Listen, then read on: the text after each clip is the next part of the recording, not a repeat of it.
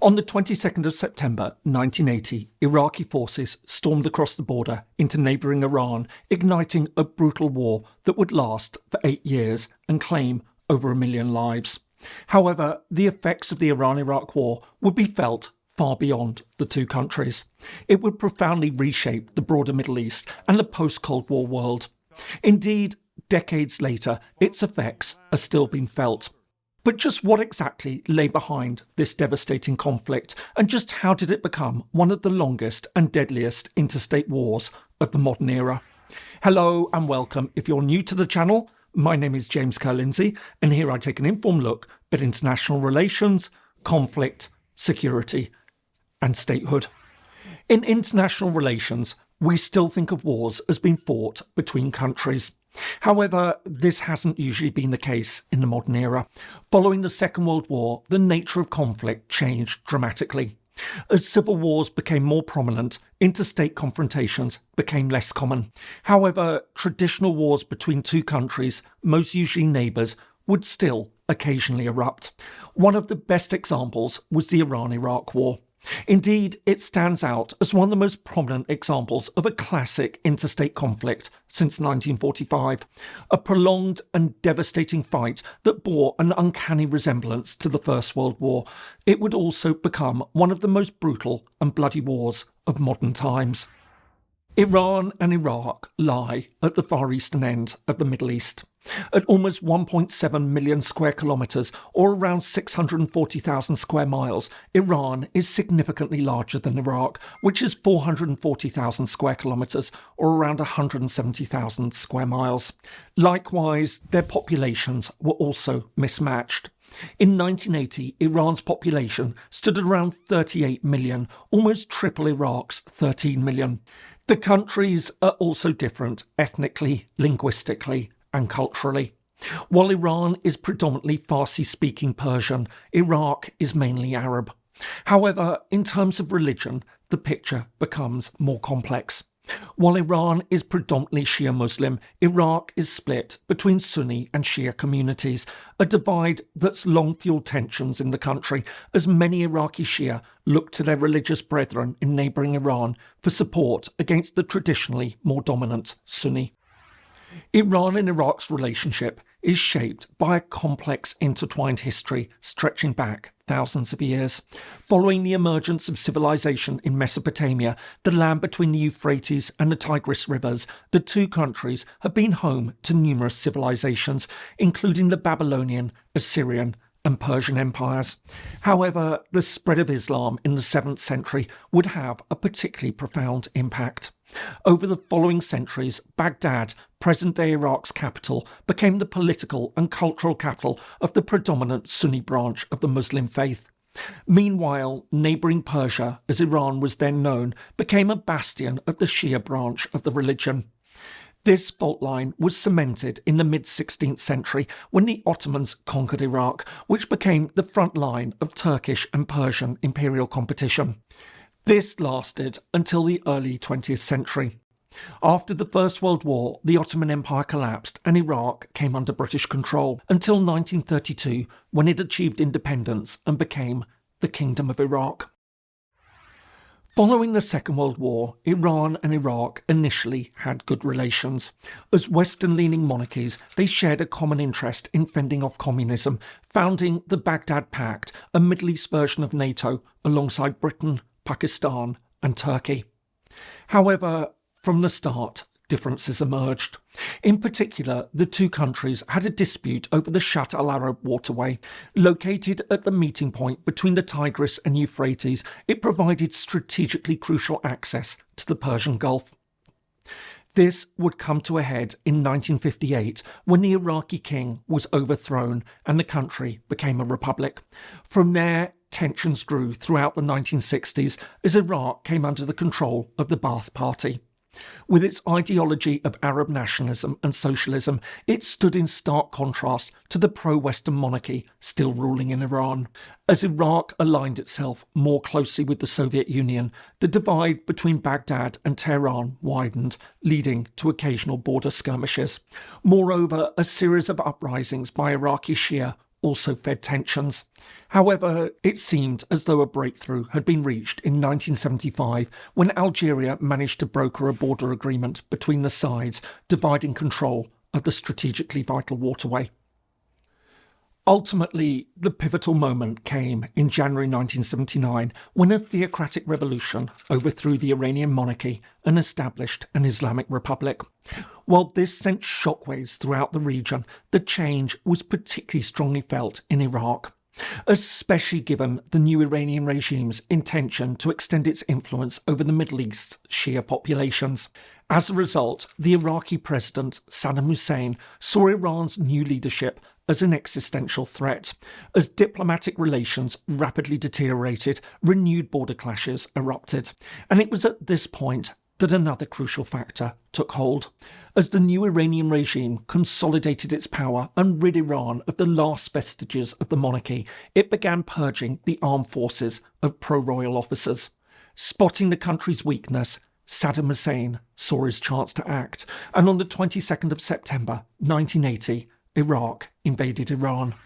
I hope you're finding this useful. If so, please do consider giving it a like and perhaps subscribing to the channel if you haven't already. It all really helps. Thanks so much, and now back to the video. As Iraqi forces surged across the border, many expected a quick and decisive Iraqi victory. In addition to having more troops, its forces were better armed and trained. Indeed, in the initial phase of the war, Iraqi forces rapidly advanced, taking key Iranian cities and towns. But as Iraqi forces advanced, Iran issued a mass mobilization. Driven by revolutionary fervor and national pride, this soon changed the war's course. As Iran launched wave after wave of counterattacks, often at the cost of thousands of lives, the Iraqi advance was soon stopped. By the start of 1981, the conflict increasingly resembled First World War trench warfare. Having dug in, the sides fought prolonged battles for minimal territorial gains. Meanwhile, in an attempt to break the deadlock, Iraq resorted to chemical warfare. It was at this point that outside actors now became involved. Fearing the consequences of an Iranian victory, the United States joined other Western states alongside Saudi Arabia and Kuwait and backed Iraq, providing Baghdad with billions in loans and financial aid. In contrast, key Iranian allies included Libya and Syria. Despite all this, the front lines remained relatively static. However, by the second half of the 1980s, both sides were increasingly feeling the war's costs. Although neither could win a decisive victory, Iran was beginning to lose ground to Iraq, which had managed to build up its forces with foreign assistance. At the same time, aside from the vast human costs of the war, both countries were increasingly feeling the economic pain of the conflict. Although Iraq had gained the upper hand on the battlefield, it had accumulated massive debts. In addition, the war had increasingly serious international effects. Aside from widespread revulsion at the vast number of casualties and the horror over Iraq's use of chemical weapons, there was growing alarm about attacks on shipping in the Persian Gulf, which was threatening global oil supplies. All this eventually laid the foundations for a settlement. Although many in Iran wanted to continue the fight, the country's supreme leader, Ayatollah Khomeini, accepted an agreement. On the 20th of August 1988, the United Nations, led by its Secretary-General Javier Pérez de Cuellar, brokered a ceasefire. After 8 years of bitter fighting, the war was over. At a human level, the Iran-Iraq War stands as one of the deadliest conflicts in modern history. Estimates suggest that anywhere between 1 and 2 million people were killed. It was also a war marked by extreme brutality. Quite apart from the appalling trench warfare and use of chemical weapons, including mustard gas and nerve agents, the human wave attacks were devastatingly costly as lightly armed young Iranian soldiers were ordered into minefields to attack Iraqi positions. To add to all this, the bombing of towns and cities meant the war also had a shockingly high civilian death toll.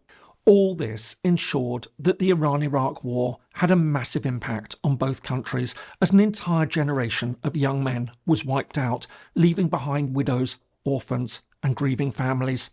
Naturally, this continues to shape both countries' collective memory and national identities, even to this day. It also came at a massive economic price. While Iran grappled with the lingering effects of sanctions, Iraq was saddled with enormous debts.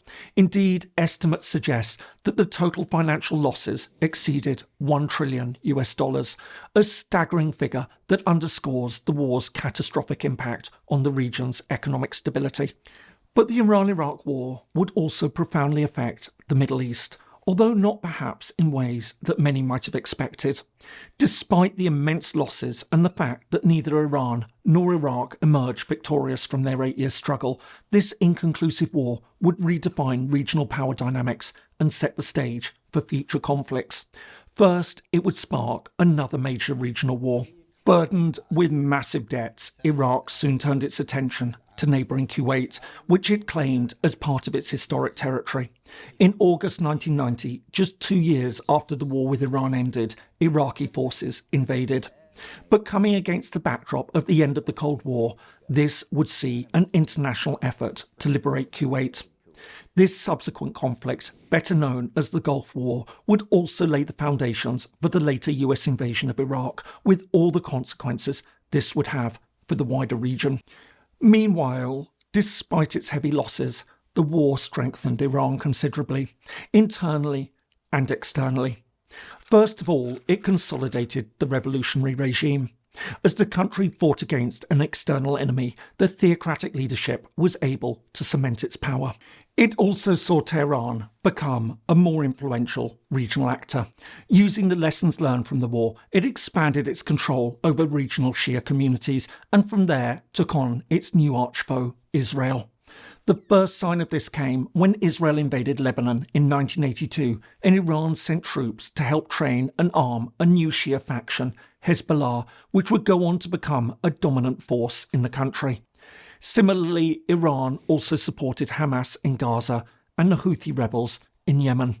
It also played a pivotal role in propping up the Assad regime in Syria's civil war. And it's for all these reasons that the Iran-Iraq war, which has now been largely forgotten beyond the region, was not only one of the most brutal conflicts of modern times, but was also one of the most significant. Of course, the Iran-Iraq war was just one of the many conflicts that have shaped international relations. Here are some more videos on other conflicts that have also affected the modern global system.